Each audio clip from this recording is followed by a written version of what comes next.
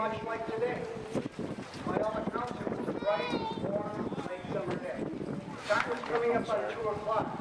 There's an early afternoon calm about the town. Most had finished their lunches and returned to work.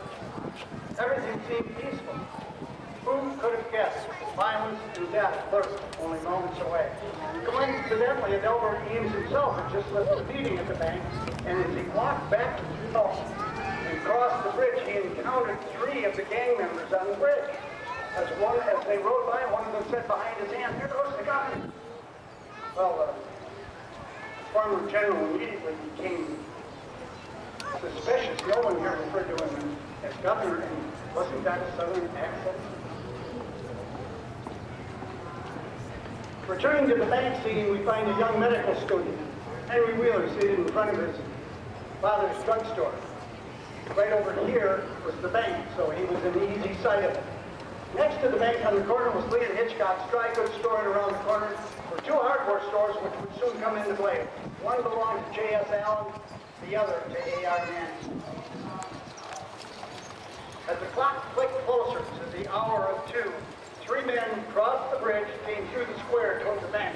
The same men who had encountered Ames on the bridge were Charlie Pitts, Bob Younger, and Frank James. They'll pull up in front of the bank, dismount, tie up their horses, and then stroll down to the corner. On that day, there was a young lady here by the name of Maud Bill, and she'd come into town with her family.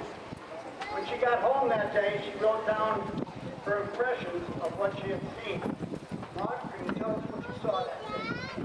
My family and I were going to visit our uncle at his grocery store right across the bridge when we saw the riders coming in 2 by 2. They were elegantly mounted with gorgeous saddles on sturdy horses. We saw a few of them come into the square first to look things over. They had such beautiful boots and spurs that made us suspicious. Thank you, my dear. Maud Bill is played by Olivia Rickman. Thank you so much, Olivia. That's good, yes. Good. Now, south of the bank, right up there on the Bishop Street, right up on that corner, an uneasy feeling came over Cole Younger as he watched the first 3 dismounted, walk to the corner. He recognized tell signs. They had been drinking.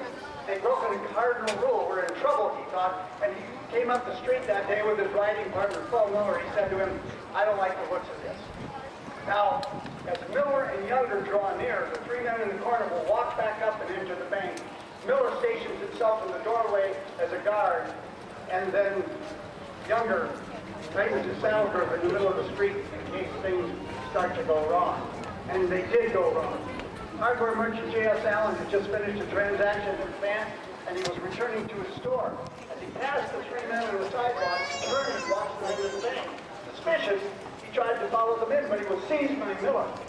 He fought his way out of the robber's grasp and ran toward the square, shouting, "Get your guns, boys, they're robbing the bank."